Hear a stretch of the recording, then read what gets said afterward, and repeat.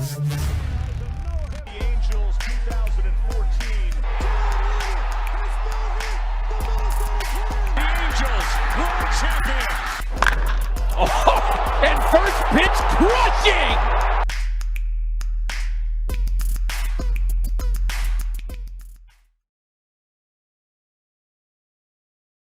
Hey, this is Todd Fox. You're listening to the Halos of the Infield podcast. Todd, your voice has changed. Yeah, a lot's changed. New year, new me. There you go. Yeah, no, in all seriousness, this is Fernando Mendez. I'm joined here by the one and only Todd Fox. You know, a lot of people want to imitate. They can't exactly be him. Oh, thank you. You're too kind. Yeah, there's only one annoying Todd Fox, right? Yeah. We love him, but we all annoy each other. That's what we do here. Exactly. You're not exactly friends if you don't annoy each other a little bit. You have to, because everything isn't roses, right? Yeah, exactly. Can't always be dandelions and roses. As much fun as we all like to pretend, things always are. But no, in all fairness, Todd's a good guy. We're here today to kick off our 2002 celebration week. 20 years ago, the LA Angels, back then Anaheim, rightfully what they should be. Exactly. Or should they be California? Real quick, what's your opinion on that? I've always been a California Angels guy. I'm with you right there. There's something about me growing up and seeing that big California logo with a star on the SoCal Anaheim area, the halo over the top. That's something that I always think of Angels baseball, the whole Reggie Jackson era with those jerseys. I dug the Anaheim separation too. But the Los Angeles vibe, I've never liked it. And, boy, I'd take either one if they can go back to one, in my opinion. Yeah, I guess I would. If I'm picking my poison, I wouldn't care. I mean, I'm good with either one. But no, I've definitely always wanted the California thing back. I mean, there's a bunch of other teams that do it, right? Where they're like, oh, we're the States team. Yeah. I mean, the Golden State Warriors still do it. Yeah, that's true. Texas Rangers, same thing. Oh, yeah, exactly. I mean, the list goes on. I mean, there's plenty of football teams, plenty of baseball teams. But, yeah, anyway, so we're here to celebrate. 20 years ago, the Angels were the champions. Unfortunately, the only championship so far in our franchise history. 2005, they had an opportunity. 2009 was probably their last real opportunity. But unfortunately, 2002 is all we have so far. So we are here to celebrate the fact that they are now 2 decades old, but they're not old enough to drink yet. Hasn't been 21 years. Exactly. So what exactly is going to come along with the celebration? Well, we are going to release one podcast per day for an entire week, hopefully capping off with some interviews if we can get some of those going. And a live stream of either Game 6 or Game 7. Or, I mean, if enough people clamor for it, maybe we'll even try to do both games. Hopefully we can do a live YouTube where you guys can tune in and we can pretend like we're watching the game like we did this year, or I guess last year, for some of those playoff games and what we plan to do this year with some Angels games. Anything I'm missing? No, I think you covered it. I think we're in for an exciting week of reliving, probably, if you're a longtime Angels fan, the pinnacle of just grace. I mean, yeah, we've wanted them to repeat. Like you said, they've come close a couple times. They've had a hell of a lineup or two since then.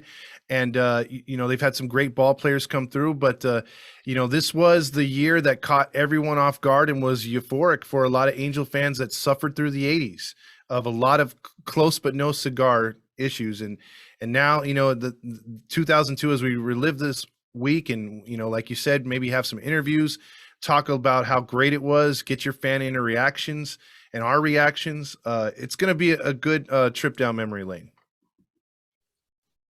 I guess to kick it off before we dive into our first episode, which is going to be a roster deep dive and talk a little bit about 2001 and how that shaped 2002 into what it was. What's the first thing you think about? I know there's a lot of things that probably come to mind with the 2002 teams, the parade, the celebration, the Angels aren't doing well and all of a sudden they get hot around July and they make the playoffs and as a wild card team, because that was the Moneyball athletics. Mm-hmm. That's my favorite part about Moneyball, by the way, with the part where they don't talk about the fact that the Angels won, but they did. Yeah, they don't say jack about them in that one. Yeah. Hey, in the words of Brad Pitt or Billy Bean, in that movie. If you don't win the last game, nobody gives a shit. So Oakland, nobody gives a shit. Maybe you reinvented baseball essentially into what it is today, because a lot of people use analytics. Almost all teams use analytics. Some people use it too much. But yeah, I mean, the Angels got it done that year. Oakland did. So yeah. But yeah, what's the first thing you think about when you think 2002? And like, don't say the championship, like that's obvious. But like, when you really think back to 2002, what's the first thing that comes to your mind? I think in my mind, maybe I'm missing on a couple other teams that have won World Series since, but I kind of think of they're the last team post or pre-analytics to where it is now, to where I think it was more, hey, every pitch was being called by Socha. It was more on feel and gut. And that team, I guess if I could describe them, was just gritty, was a gritty ass team. And they weren't the popular, show me I've got the greatest roster, fantasy gurus weren't clamoring for a lot of these players, but they were just gritty as hell.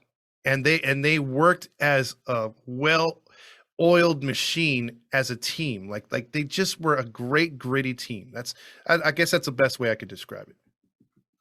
Yeah, so I mean, a lot of this week, you and I talked about this before we hit record, the fact that I was 7 during this. Mm-hmm. So I started watching baseball when I was 6. Mm-hmm. And keep in mind, I was living in San Diego at this time. So, I mean, growing up, I loved the Angels because of Angels in the Outfield. Mm-hmm. But to me, like, this was almost like my first introduction to baseball. I don't remember every nook and cranny about 2002. Like I said, I was 7. Mm-hmm. At 7, you're doing a lot of things, farting and smelling it, puking on the carpet, spilling everywhere, all over your carpet. Dude, I thrashed my parents' apartment that year. I remember vividly. You were either sick and clumsy at the same time. I was more along the lines of playing with toys when I was your age at that time. But, I was a troublemaker at 7, dude. I think I made a kid puke on the magic carpet, like at school. Oh, like we learned about like the whole uvula thing. So I was like, I just shoved my finger down this kid's throat, made him puke. Yeah, that was a bad kid. Good times. Yeah. Yeah. So, 2002 was pretty early on in my baseball fandom. So I don't remember this season the way you guys do, you and some of the other guys on this page, but obviously I've relived it through YouTube videos. And last year on, was this still Fox Sports at the time, or was it Bally already? I think it was still Fox Sports. Yeah, it was because of the pandemic, and they canceled all the games for months. Remember, they did a lot of like the restreams of like the entire playoffs from 2002. So I watched all of those games. Obviously, I've seen Game 6, Game 7 on YouTube, and I do remember aspects. So I'm really going to lean on you guys. I'll obviously still be chiming in wherever I can, but yeah, I mean, anything else we need to preface before we dive in, man? 2002. I think we're good to go whenever you're ready. Okay, so let's start off by talking about 2001. Mm-hmm. We can't talk about 2002 before we talk about 2001. I mean, we've interviewed people who always talk about how pivotal that 2001 season was. What do you remember about the 2001 season that molded the team into what they ended up being? If you remember, that was the last year the Angels had that terrible logo, the Disney logo that year in 2001. They finished. I like that logo. Well, I mean, I kind of like the home uniform. I'm a little bit, but as far as the rest of it, it's just, I don't know if it gave them my identity, so they really didn't have an identity. I remember that. They were 75 and 87. If they finished 41 games behind the Seattle Mariners that year, and the Seattle Mariners had a stacked lineup, as we know. They won, I think, the most games, I don't know, up until that point or whatever that year. They had won a ridiculous amount of games, blew away the division, and then, got upset in the postseason. But I remember this team because something was different than years past. I've been watching Angels baseball since 86. My first memories were basically the Angels blowing that series against Boston. And then just a lot of mediocre baseball afterwards besides 95, and then blowing that season as well. So up until this point, after 95, the Angels were just treading water, if that, and they were always under 500. This team was no different record-wise, but they were different on the field. And it just seemed like they were building something in 01. It seemed different. What are some of the highlight players that you remember from the 2001 season? For those who might not remember. Okay, so the 2001 team, obviously you had a young Troy Gloss. You had David Eckstein. You had Benji Molina. You had some ragtag veterans, mostly in the pitching staff, that had Benji Molina, who is not part of the coaching staff. Yeah, exactly. Although some people like to report that he is. You had a situation that I talked about when I did the Angels Get to Know Your Halos with Napoli, talking about Napoli the other day, that Socha loved to just play other catchers that were defensively better but could not hold a bat to save their lives. And Benji Molina wasn't the most active hitter, but he was a better hitter than what they had. And at the time, they were using George Fabregas. And if Angel fans remember George Fabregas, he sucked. He was decent behind. He was a left-handed Jeff Mathis, basically. And they had him on the team, and he was not good at all. He batted barely 223. Interesting thing about this team as well, they had Wally Joyner. And Wally Joyner was in the swan song of his career. And it was too bad that he couldn't just hang on one more year to get that title. But Wally Joyner came back one more year. You had Benji Gill, who came on. You had Sean Wooten, who was a Mike Napoli 1.0. He was not Mike Napoli at the bat. He did have some power numbers, but he was a catcher / DH. You had Orlando Palmeiro, which was everyone like a fan favorite. Adam Don't forget Matt Wise. You keep glossing over Matt Wise. Matt Wise, there you go. But you had some players that had hung around with the Angels for a little bit, like Jeff DeVannen. You had Jose Molina, Jose Nieves, and then the pitching staff. If I can get into that real quick, it was anchored actually by Ramon Ortiz, and he was 13 and 11. You had Scott Schoenweiss, who was 10 and 11 with a 5 ERA. He was your 2. Washburn was your 3. He had a 3.77 ERA, 11 and 10. Pat Rapp, which was a terrible pitcher and one of those guys that was even though Stoneman was the GM back then, the GM basically, he mirrored what the Angels were doing the last few years with Epler and just going into the bargain bin guys. And he got that year the Angels had Pat Rapp, who was a terrible Pittsburgh Pirates reject. He was 5 and 12. And then they got Ishmael Valdez, who had pitched with the Dodgers forever. And they had him as their number 5. Both guys had sub winning records. So, and then lastly, I want to get into your boy Matt Wise was there, pitching coach. You had Goat. interim GOAT. Yeah, right. He had like a 4-point-something ERA that year. Yeah, he was probably one of their best guys out of the freaking bullpen. You had a young Scott Shields, who was pitching his first time in the majors. He had 11 innings pitched, no runs given up. That was interesting. And then you had Shigetoshi Hasegawa, which is a lot of long-term Angel fans know. Again, another guy that you would have loved to see win a title with the Angels, but he left that year. I don't know if he went to Seattle or if he went to another team. I forgot where he went, but he went to Seattle and finished his career. Yeah, but he was always decent with the Angels, and I was kind of 4.04 ERA that year, not bad. It's serviceable. And 55 innings, not the worst. And he usually hovered around the 3 or 2 ERA. He had a decent career. You had Al Levine, who was a decent setup guy. And Troy Percival, obviously, with a 2.65 ERA, doing his thing every year. But that was the squad. It's just they looked much better, like especially their 1 through 9 lineup, than it ever had looked in a long time. Their only weak spot, if you look at it, was Orlando Palmeiro. He was their DH. That dude hit only 2 home runs, and I think that was a career high for him. So you don't want your DH only having 2 home runs. Yeah, no, definitely not. They only had 75 wins that year, though. 75 and 80. Yeah. I mean, they had dropped some games, but the thing was they were competitive.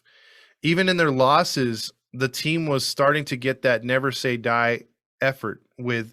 I mean, if you look at their lineup right here, their averages weren't 2002-esque, but they were coming up. Like Molina was 262, Spezio 271, Adam Kennedy 270, 265 from Eckstein, 250 from Gloss, Anderson 289, 258 from Erstad. Salmon was having an off year though. He was often injured, 227 though, and then Palmeiro with 243. But their numbers were starting to come up.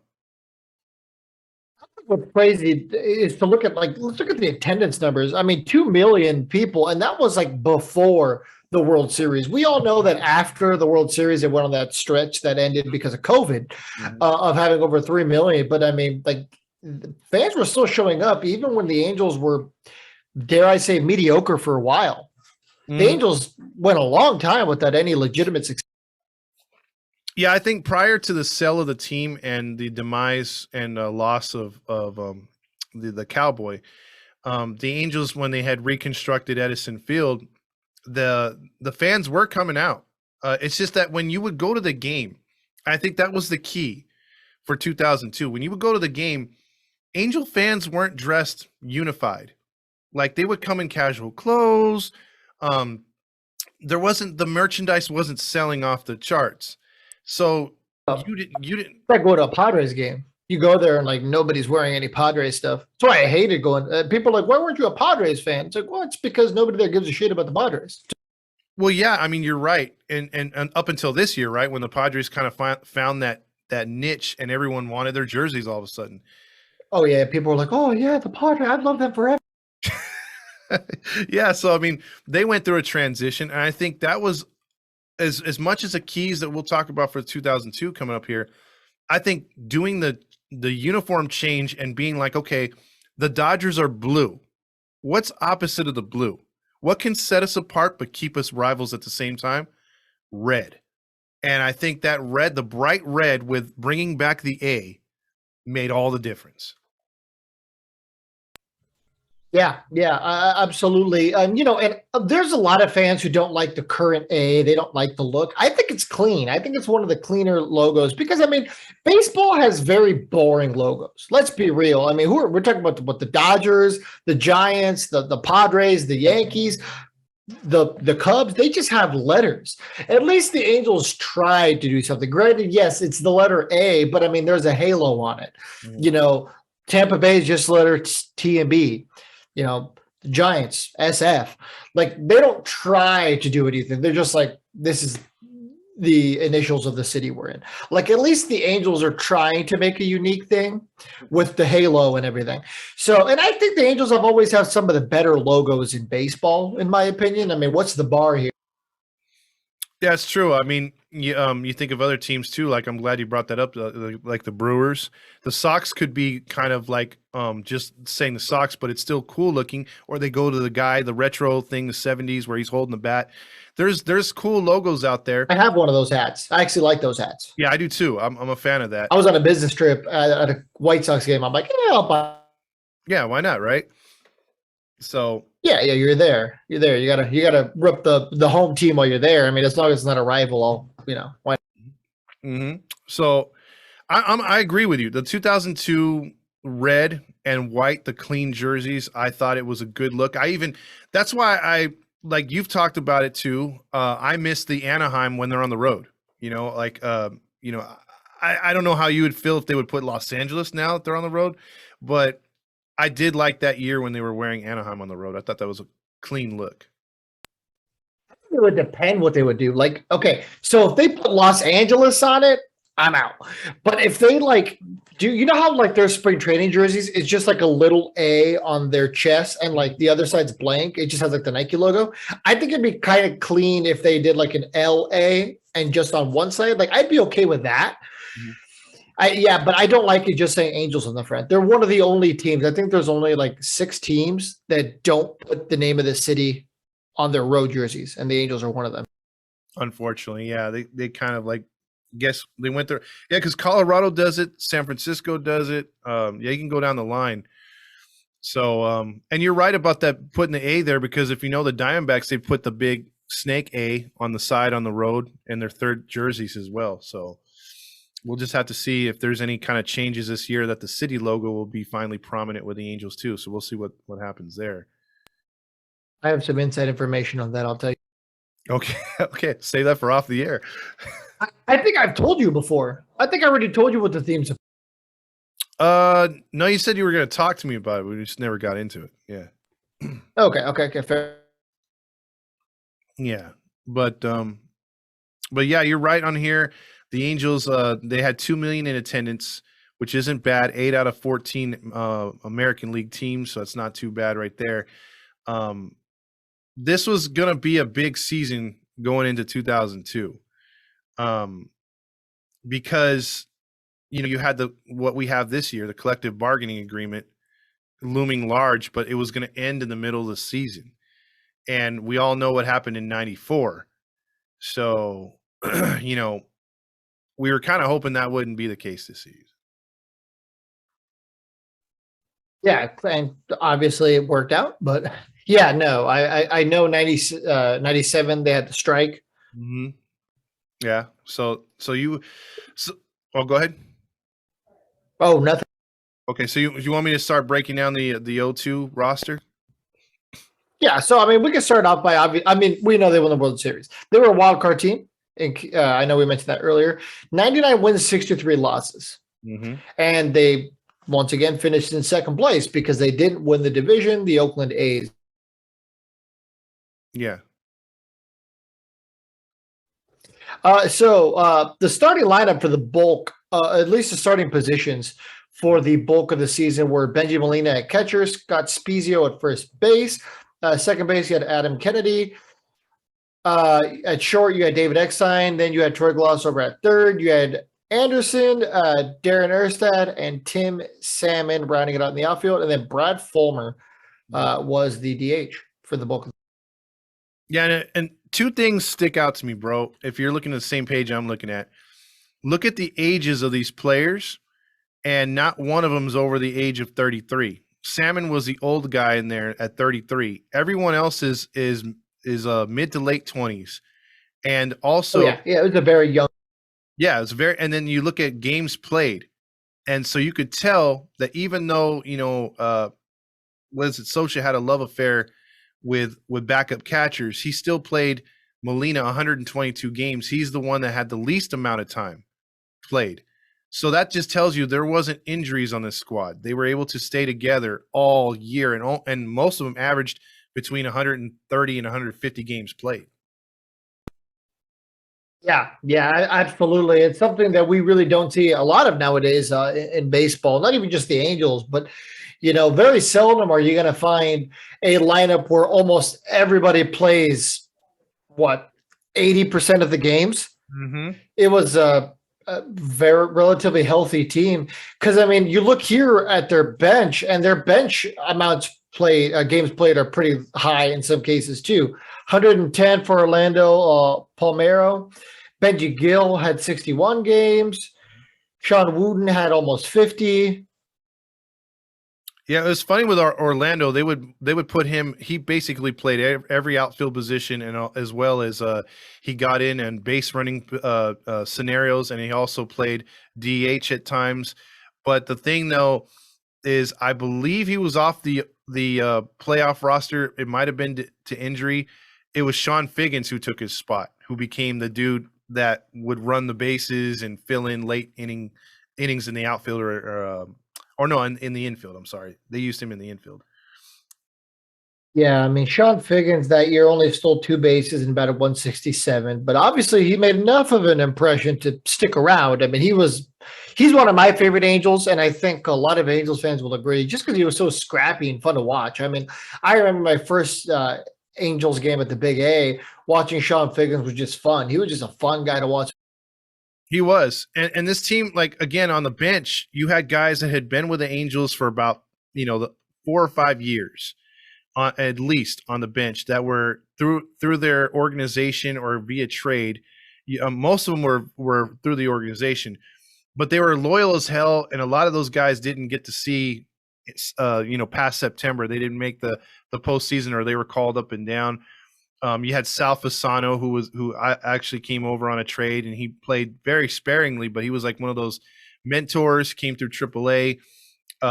You had Alfredo Amazaga, who would play with the Marlins later, played with the Angels for a little bit. Never really, he was like a poor man's Mysir Asturias. Jeff Devannon was on his last leg with the Angels, so he didn't play too much.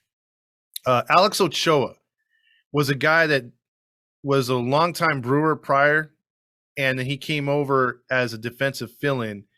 And boy, he paid off in September, giving guys some rest, and then in the postseason. That guy, we'll talk about him defensively. He was very key for the Angels.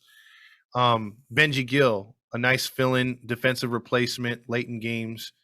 Some of these other guys, like I said, didn't make the playoff roster, like Wooten, Palmeiro, Fabregas. But Jose Molina was a very nice backup to his brother. So I felt the bench really was pretty solid to go along with the starting lineup. Yeah, another cool thing to look at is a lot of these batting averages and on base percentage, very high on base percentages. I mean, almost everyone's about 330 or higher. Obviously, a couple of exceptions there, but a lot of these batting averages are pretty good too. A lot of guys floating around the 300s or above the 300s. I mean, Orlando Palmeiro was at exactly 300 coming off the bench. Benji Gill was batting 285.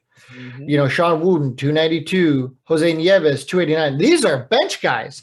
Yeah. They're coming out here and performing off the bench. I mean, most of the time, if I tell you, hey, you're going to have a guy on your bench, he's going to provide good defense, he's going to bat about 260. I mean, most of the time you'd be like, cool, yeah, I mean, bench guy, great.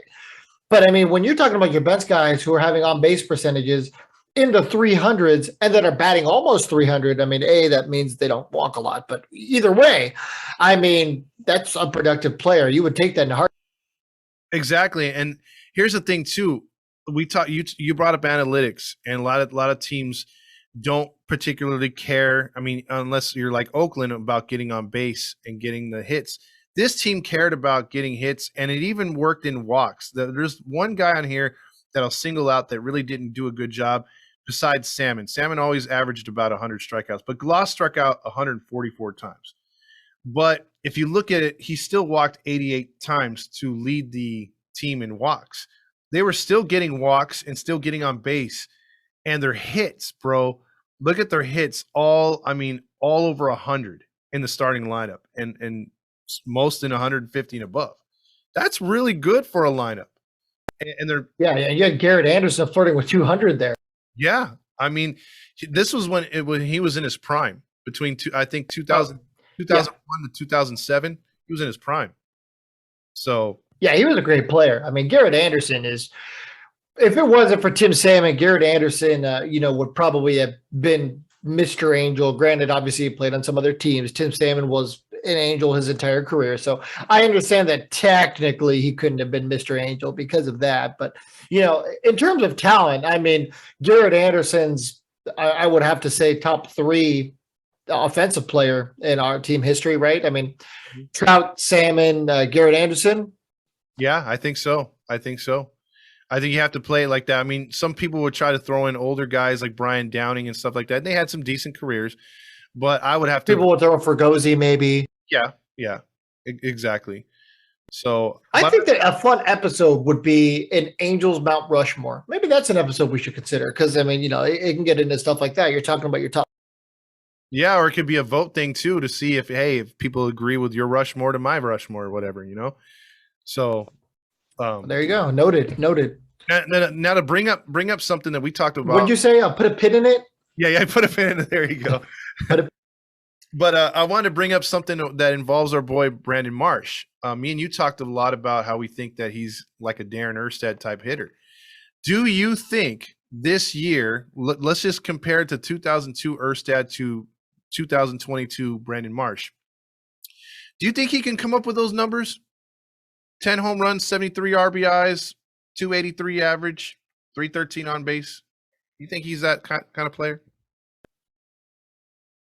Yeah. Let's see. So he batted 254 with an on-base percentage of 317 and a slugging percentage of 356. He only had 2 home runs last year. We're obviously talking about Brandon Marsh. Mm-hmm. So let's see. You equate that to about 140, 150 games. You think he could do that? So I'm trying to see real quick what so Darren Erstad's 162 game average. He was a 282 hitter, roughly. 336 on base percentage, and about 12 homers. The 12 homers seems about right out of Brandon Marsh. I think he's probably a 15 or 20 homer kind of cat. What do you think? I agree with that completely. I don't think he's a 20. On base percentage 336, especially as a leadoff guy. I could definitely see. Actually, I could see it a little higher. I think he's a 340 kind of cat. Okay. On base percentage, batting average 282. Darren Erstad's average. Let's see, Brandon Marsh 282 might be a little lofty. At least as of right now, I still think he's going to get his footing. He did great last year. He impressed me, but there has to be some regression naturally. Mm-hmm. As a sophomore, it just kind of happens in all sports, right? I mean, in some cases, it's permanent, like RG3, and you just keep sucking. And in other cases, you have your sophomore slump and you figure it out. But 282, I think we're going to be about 270 to 275, but he's going to have a high on-base percentage. But, I definitely think that comparison is still valid. Only difference is I think Darren Erst was more versatile in terms of defense because he also played first base. Brandon Marsh, as of right now, I don't see playing any first base anytime soon. Could he get there maybe later in his career? Sure. At some you can't be a center fielder forever. Mm-hmm. As we're at the point now where we're going to start considering, is it time to move Trout out of center field? Maybe. Probably. I'm all for that, actually. I would love to see Marsh, but a lot of things have to – we've talked about that. A lot of things have to fall that way for him to take over center field. So, yeah, I don't think Trout's got to willingly give up center field. But, man, you got to keep Trout healthy. And I don't want to step too much onto that conversation because that's probably an episode in itself. But, Darren Erstad could play multiple positions. As of right now, Marsh is only playing outfield. Yep, I agree. But do you think Marsh breaks camp with the team this year, or do you think he'll start off in AAA? Boy, that's really hard to say. That's if they want to keep him as a fourth outfielder, because I don't think you could make him any lower than that. I mean, I think my guess is that they'll probably give Upton, if they don't move him, he'll be given that left field spot to lose. And I'm hoping they have a tighter leash on him this year, and they could, because – he is what he is. I don't think he's going to have a breakout season. And, I would just love to see Adele out there in left. I really would. I think that's the way to go. I don't want to see Adele in right. I'd love to see him in left. My dream outfield would be, him in left, Marsh in center, and Trout in right. Yeah, I mean, Justin Upton is 34 years old, and he's in a contract. So in theory, he probably doesn't want to retire at the age of 35. So I would assume he probably feels like he has something to prove, right? I mean, at the age of 35, if you have a productive season, you can still get a 2-year deal, maybe a 3-year deal. So, I mean, I don't want to put my faith in Upton. For $28 million, we're going to have to put our faith in Upton. But, $28 million is a little much for a bench guy. Now, if he gets beat because there's a better man out there, well, then, in Perry, I trust. I mean, he got rid of Pujols. So, I'd give him the benefit of the doubt on Upton too, but that's neither here nor there. But Darren Erstad, Brandon Marsh, I think is a very, very reasonable comparison. I don't think you're asking Brandon Marsh to do too much comparing those two. But, man, Darren Erstad was fun to watch. He made a lot of spectacular plays out there, especially at first base. That's where I primarily remember those, really. Yeah, and he also did a lot of things. Like he was told that we were told that he was a leader in the clubhouse. Joe Maddon's brought up a lot of his stories about him. He's also that kind of guy that would dive head first into bases like Pete Rose with his helmet off and his hair going crazy. I mean, he left. He was one of those cliched players that just left it on the field. And you never were cheated by Erstad. You never thought, oh, he's mailing it in tonight. No, he always gave you his best. Yeah, he was a fun player. Yeah. So one other guy I wanted to highlight on here was, again, we talked about Orlando Palmeiro in 2001 being the DH. Brad Fulmer came over from Toronto, and he's one of those guys that was brought up as far as like maybe being a steroid dude, never really proved, but his name was kind of on the list. But at the time when the Angels had him, he wasn't, I mean, this was probably one of his best seasons where he was healthy. And the Angels, going back, if for Angel fans, they had tried DHs before with Mo Vaughn, Eddie Murray, guys that were late in their careers, Ron Gant. The list goes on of DHs they tried to bring in to try to salvage something and play at that position and help the Angels out. Cecil Fielder. But they could never get somebody that actually played a dynamic DH and was actually what they wanted him to be. And Brad Fulmer that year in 2002 was solid. At the age of 27, he had 124 hits. The numbers power-wise weren't there, but they didn't need him to do too much. But he had a 289 average. He got on base a lot. 19 homers, 59 RBIs. What did you think about Fulmer? Look at that on-base percentage. I almost said batting average. Yeah, the on-base. 357. Yep.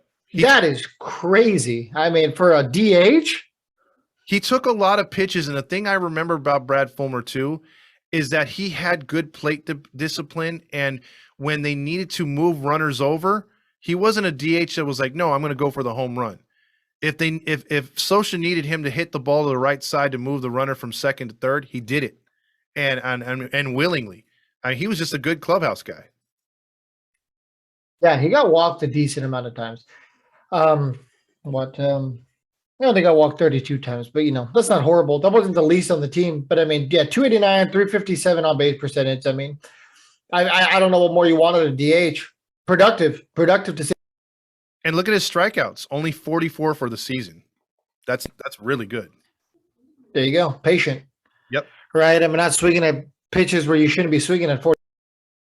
Absolutely. You had guys like Adam Dunn who would strike out almost 250 times a year. Yeah. Or what's the guy from Baltimore that just retired? Who's going to get paid forever? Chris Davis? Crush Davis. Yeah, that dude was killing the strikeouts for sure. If you want to move on real quick to the bullpen, which obviously. And before we do that, make sure to check out our sponsor, Chinook Seedery. Head on over to halosoftheinfield.com. Click on the yellow banner for easy ordering, and boom, that's all you need to do. Chinook Seeds will be at your house in a couple short weeks. You'll be chewing on the best seeds ever. Make sure to check them out, halosoftheinfield.com. Yes, sir. And they're actually local now too. So if you know, I found them in a couple spots. So, but yes, if you put in, what is the promo code for it? We don't have a promo code. You just click on. Oh, okay. Never mind then. You just go to the site. Yes, click on our website. But yeah, if you'll find them at some straight gas stations. If you're in Texas, they're all over the gas stations called Quick Trips. Yep. So I'm going to break down this bullpen a little bit right here. It started off bad, and we'll get into that as we break down the months of the season later on. But this bullpen came together late.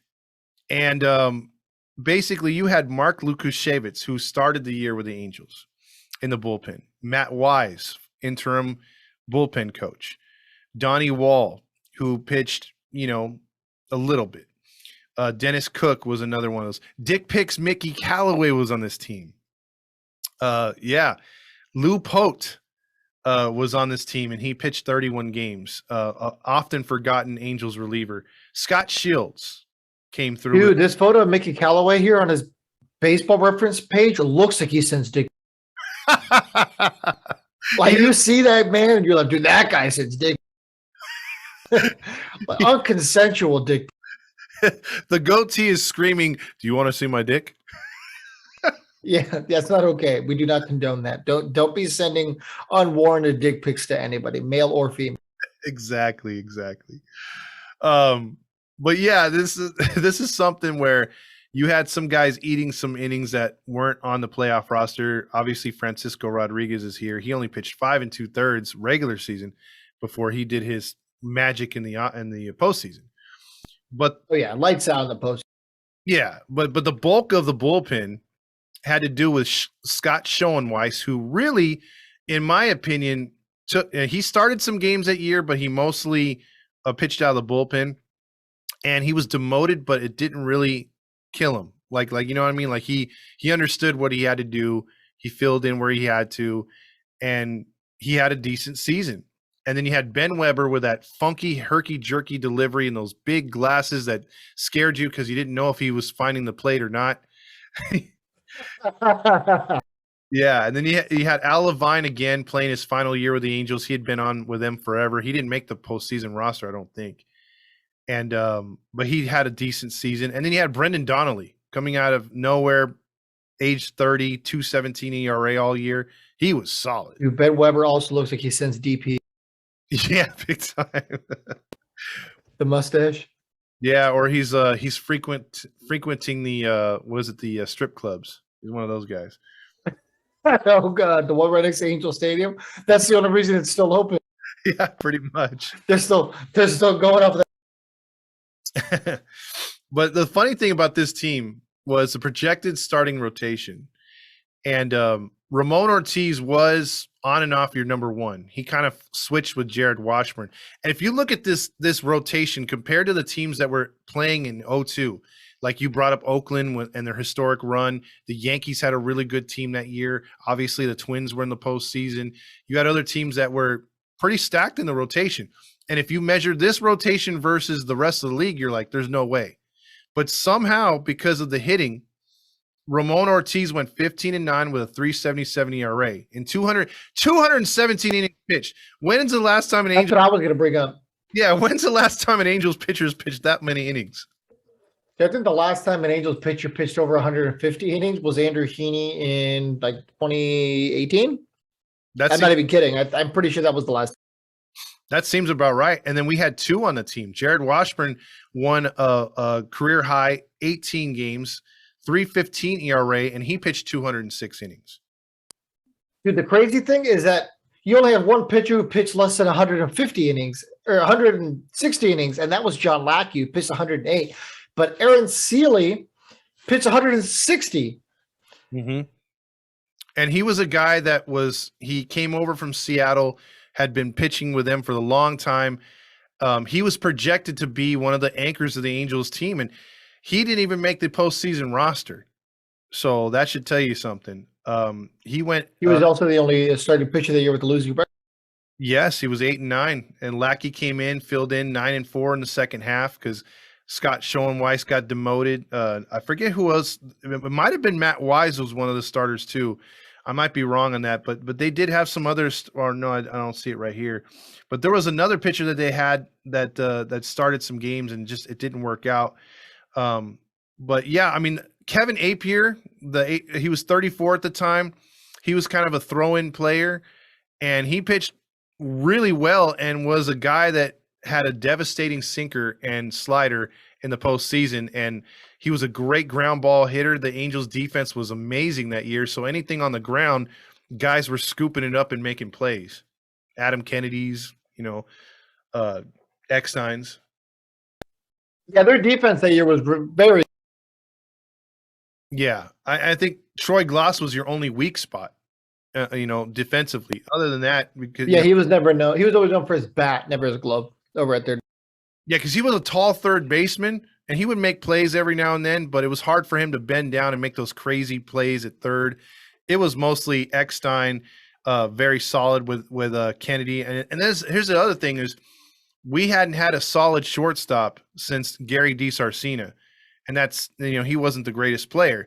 Eckstein came out there and had a great year. 8 home runs, 63 RBIs, 293.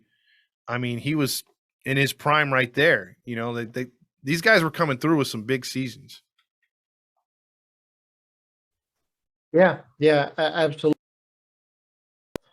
Fred Percival was obviously one of the biggest reasons why the Angels were so confident in a lot of those come from behind games, and especially. Yeah, I mean, you're absolutely correct. I mean, when the bullpen finally did come together, how are you even before Rodriguez took over as a setup guy? Brendan Donnelly, a 2.17 ERA. Ben Weber was the seventh inning guy. So you had to go through Weber, Donnelly, and Percival. And those are all guys with sub 3 ERAs. Percival had a 1.92 ERA. So he was lights out. It's been a very long time since the Angels have had that kind of 1-2-3 punch in the back end of the rotation there. The back end of the bullpen. Yeah, and for me, like, I think it was 2014 or 15. I forget which year it was. I don't know which Royals team was more dominant. It might have been 14, but their bullpen was just ridiculous too. I thought up until that year the Angels had the best bullpen ever, but seeing what the Royals did, it either matched it or just barely topped it. But this bullpen come August, September, and through the postseason was unbelievable. I don't want to get too ahead of ourselves, but I think this year, being 2022, I think the Angels have the potential to be this good. I mean, with Loop and Iglesias as your 8th and 9th inning guys, that's really good. I mean, you had Austin Warren, who impressed last year, and I can certainly tell you there's going to be some other surprises this year at bullpen. So, the Angels have some potential. Like I said, that's definitely a topic for another day, but it's been a long time since the Angels have had this kind of back end of the bullpen, but I definitely think this year has the potential to be a Scott Shields, Francisco Rodriguez, and Percival. Yeah, I totally am on board with you on that because their deep draft and what they have already coming through the Trash Pandas and Salt Lake, they had some arms that they hadn't debuted yet that were unbelievable. Jan still hasn't come up yet. You have some guys that, again, I don't think we're going to have to worry about the bullpen this year. Starting rotations coming together, and we don't think that they're done with that yet. So there's still a second half of free agency still to go and some trades that could go down. So we'll see. It's going to be very interesting. So maybe last year's 2021 is the 2001 season, and maybe we're repeating. Who knows? That's the greatest thing about baseball, because you can be a sucky team and then just flip the switch with the right moves right here, the chemistry all falling into place. Because this team in 2002 had some of the best chemistry I've ever seen out of any team in any kind of sport. I mean, this team loved each other. They played hard. They'd literally, that cliche too, run through a wall for each other. Scott Spezio was another one of these guys that just kept this team on edge or just loose all the time. And when you have a loose playing team that loves each other, that loves playing hard, this was the team to watch. And again, they didn't blow you away with superstars, but they had guys that you're down 4-0. It didn't feel like this year and other years watching Angel baseball, like, damn, it feels like they're down 12-0. Like, it felt like they were only down a run, and lo and behold, they would make a comeback. Oh, say again? I didn't hear that. I said, sorry, I was choking. Oh, jeez. You looked over and were like concerned. Yeah, no, absolutely. I mean, from the top, tippy top of the roster, I mean, who would that be? Your Andersons, your Salmons, your Percivals, Ortiz, down to the guys who only played, a couple innings or pitched a couple innings. It was a stacked team, not in terms of big names. There was no Mike Trout. There was no Shohei Ohtani. There was no whatever, Mookie Betts, Tatis, you name it. Mm-hmm. But what the Angels had was an undeniable chemistry. And if you listen to any of the interviews from that year, like on the little championship DVD, and if you obviously don't have the DVD, it's not a big deal. They have the interviews on YouTube. Like, those guys just absolutely loved playing together. They were all vocal about it. They were adamant how much they loved playing together. They talked about how confident they were. Like, when a certain pitcher got taken out, he was like, yeah, no problem. I'll give it to the next guy because the next guy's going to anchor it down. They trusted Troy Percival. They trusted the guy behind him to, if they're going to draw a walk with the guy behind him, he's going to drive him in. Like, there's a certain level of confidence that a team just achieves. And it's obvious because of the way they play. Mm-hmm. And I feel like that's something the Angels have lacked for a little while. Like I feel like sometimes the guy behind him, the guy batting doesn't trust the guy behind him. And it shows. But with this team, everybody loved playing together. They all trusted each other, and they got the ultimate result. They won a championship.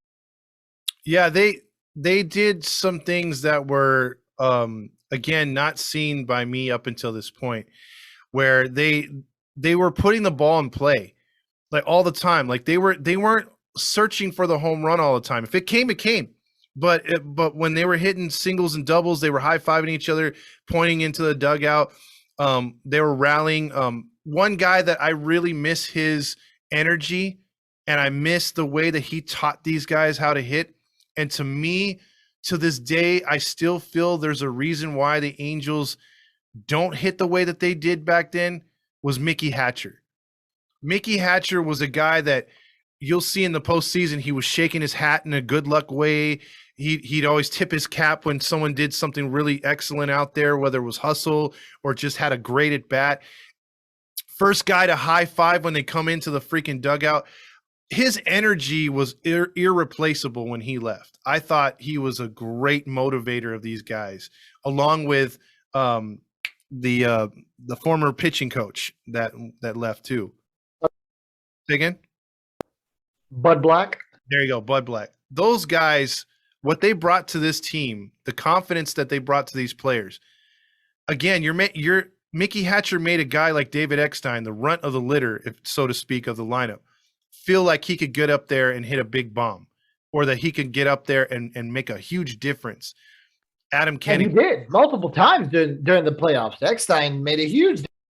Exactly. And I think that kind of coaching is not valued enough in baseball.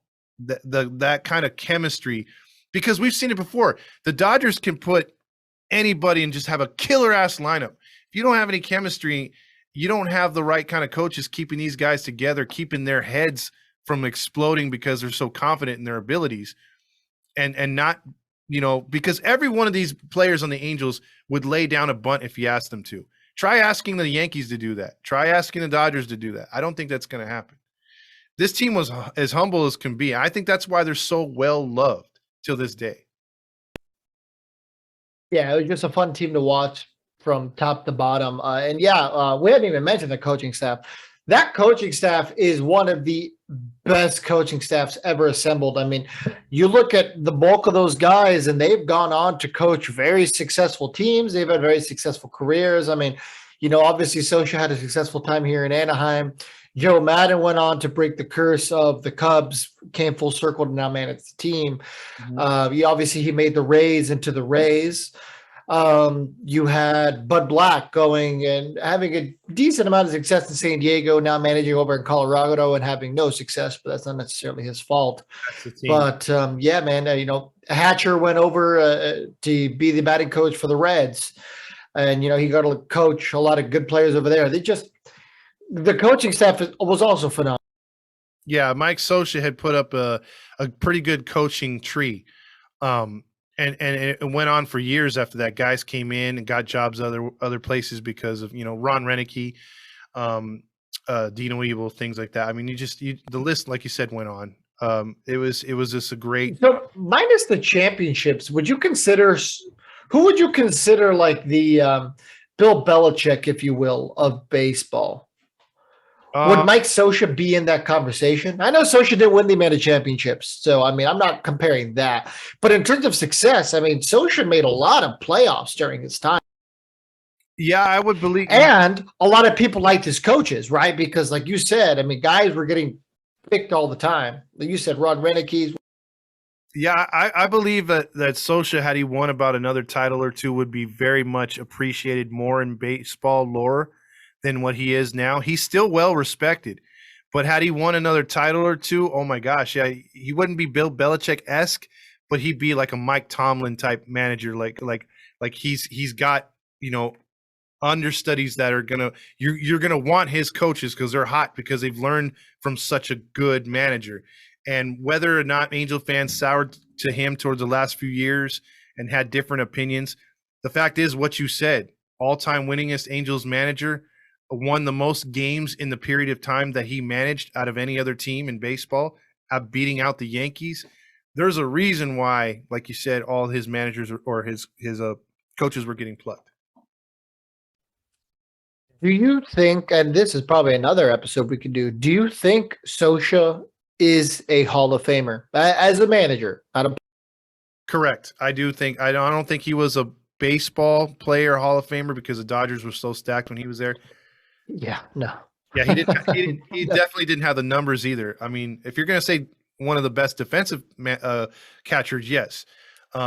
But you're not going to go in the Hall of Fame for that. But as far as a manager, I believe he deserves. No, you will not. I think he deserves to be in the Hall of Fame as a manager.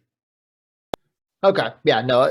Long story short, I agree with you. Like I said, that's probably an episode we can cover as well. I think a lot of Angels fans would be like, especially now that the bad taste kind of out of our mouths and we can kind of sit back and appreciate the Scioscia days for what they were. I mean, let's just say his last year was 2014. Maybe actually, you know what? Let's say after 2015. Like if he would have quit after 2015 and he was done, I think a lot more Angels fans would have respected him because we wouldn't have had the bad taste of our mouths of 15, which we only missed the playoffs by one game. So what, 16, 17, and 18, I think were those like 3 years where people are like, you need to leave, bro. Okay, how about this then? Let's just say in 2 years, would you retire Scioscia's number as an Angel? In 2 years? Yes. I would wait to see if he's going to go in the Hall of Fame. I think he will. I don't see why he wouldn't. I mean, the Angels were dominant when he first came over. He helped make the Angels into what they were. Like at that point, like baseball was built for Mike Scioscia. The players bought into his systems. He was one of the most respected managers in baseball, if not the most respected manager in baseball. It was to the point where like he would go talk to a manager or to an umpire, and the umpires would let him talk. There was an actual couple times I think where he like educated some of the umpires. Like he would come out to argue a call, the umpires would seemingly be like, "Yeah, you're right," and like they would almost reverse the call. Like this was before replay. I don't know if you remember that. Like he would have. Yeah, he was very intellectual, to say the least. He wasn't a manager like Lou Piniella, that's for sure. Yeah. And Lou Piniella would get run just for like coming out. They'd be like, "No, bro, go sit the fuck down. It's over." One thing I will say though is I think the Angels brass, whether it was which it was the Disney organization building that team, getting your Garrett Andersons, your Darren Erstads, your Tim. I think Tim Salmon came before them, but getting all the other players, your Troy Glosses and coming through the systems, Benji Molinas. I will say that they had the right manager in place before Scioscia, which was Terry Collins. Terry Collins had mid to high level success with Houston. He had very good success after the Angels with the New York Mets, obviously getting him to the World Series. But I felt Terry Collins was close, but he was a little too rough for the youngsters, and I think that hindered their progress. So when they went to Scioscia, he was, like you said, a intellectual teacher. And I think that paid off, especially the first few years of his run. Yeah, baseball was certainly built for Mike Scioscia during the early Mike Scioscia days. Yeah, he caught the attention, and the staff that he built around him, like you brought up the names, honored or they rendered the respect of the players. And I think when the players respect the manager and they respect the coaches, you're going to get good things. And they trusted the coaches that they were doing the best with their careers, and look what happened. Won a championship, and that is why we're here celebrating 20 years since the Angels' first and only World Series victory, but hopefully not the last. Hopefully the glory days are coming back soon. Anything else before we start wrapping up this episode? The last thing I want to say is one voice I do miss from that. I mean, obviously you could still hear Hudler, you could still hear Fiziak with the Royals, was Rory Marcus. Rory Marcus was the color, or not the color, he was the radio, and his Erstad says he's got it call will go down in history and still is played over and over and over. But his calls I do miss, and unfortunately he passed away way too young. Yeah, I think that Erstad call is like synonymous with a lot of people's Angels fandom. Like, if you close your eyes, I guarantee you a lot of us hardcore fans could recite that exact line, Erstad says he's got it. Erstad makes a catch. The Anaheim Angels are the champions of baseball.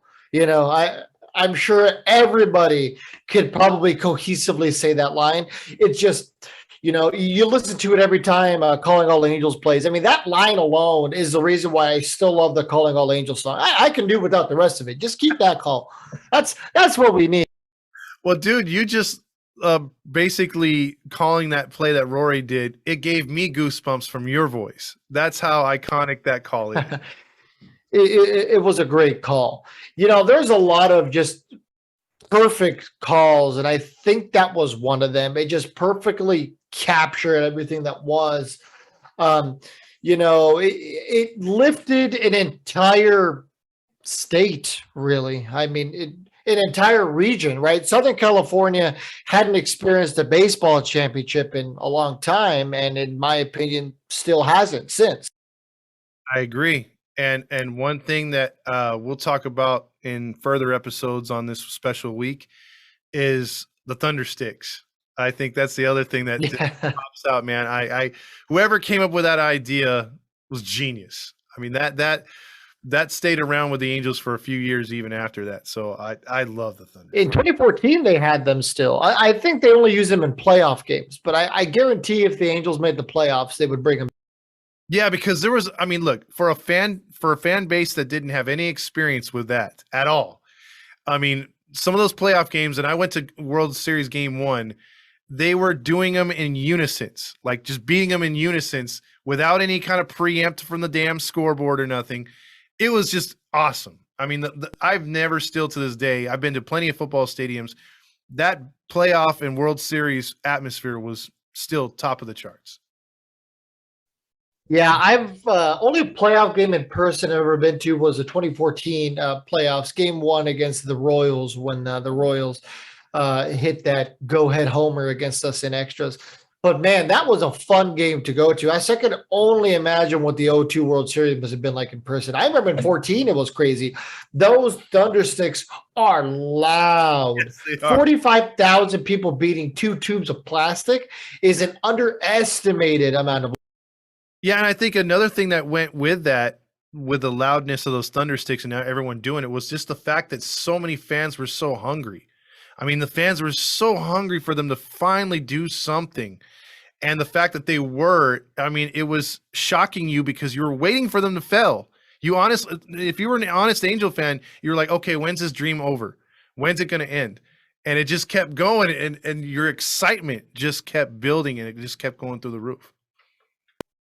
Yeah, I think so. I have here in my man cave, I have a framed photo of the Sports Illustrated from when the Angels won that year. And it says, "Answered prayers.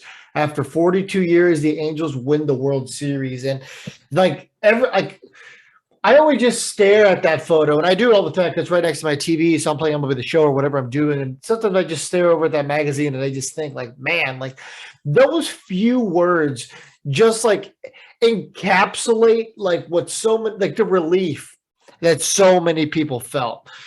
You can still feel that relief. Like whenever Calling All Angels plays at the stadium, like you could see like the true fans, like they still get like misty eyed. They're just like, man, like I remember those days. Yeah. And it was, I remember the World Series vividly, though I was only 7. Like I remember watching the World Series. It's the season aspect that I don't remember. But, I remember like it was a big deal in Southern California. It really was. People who weren't Angels fans were Angels fans because it was a battle of California, right? You had NorCal versus SoCal. Yeah, because the world was watching. Yeah, because just a couple years prior, you had Yankees Mets, so everyone was watching East Coast versus New York versus New York, and now you had, like you said, the battle of California, Northern California versus Southern California, and then you had that dynamic of new Angels fans, old Angels fans, people getting into the vibe of because they're Disney, and then you had the dynamic of, damn, you're a Dodger fan base, which is huge. Who do you pick? Who do you root for? You hate the Giants and you kind of hate your little brother, the Angels, because at the time the rivalry wasn't all that much, where it is now. But at the time they were just like, oh, let's go for the Angels, So you had the Dodgers backing at that time, So it was an interesting time to be an Angel fan. Yeah, and I mean it worked out for us, and that's why we're here to celebrate the fact that hey, 20 years. It's going to be a fun week. Kind of reflect on everything and talk about what was that entire season. And I'm looking forward to the week and all the surprises and fun stuff. Well, what's on the next show? Because obviously we broke down the rosters. What are we doing next? We have a lot of stuff to talk about. I mean, we got to talk about the season month by month, what went into it. Like, how was April? We could talk about the struggles that were the first half of the season, right? It was right around the All-Star break that the Angels woke up, right? Mm-hmm. They were – I don't want to – yeah, actually, you know what? They were doing pretty bad before the All-Star break, right? Were they like in fourth place, third place, fourth place? I think they were third place at the time, yeah. Yeah, and then right around the time that Oakland got hot, the Angels got hot, right? But like nobody was talking about that.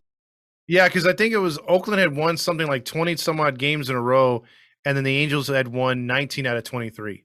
So like Oakland tried to like bury the division, but the Angels were right behind them. Yeah, right. It's still crazy that the fact that they didn't win the division, but they won what mattered, the World Series. So, there's a bunch of stuff to talk about. I mean, that whole season was just a crazy season. We could talk about how the Moneyball Athletics did affect the Angels. And, we have to talk about the playoffs. But a bunch of fun surprises coming. Trust me.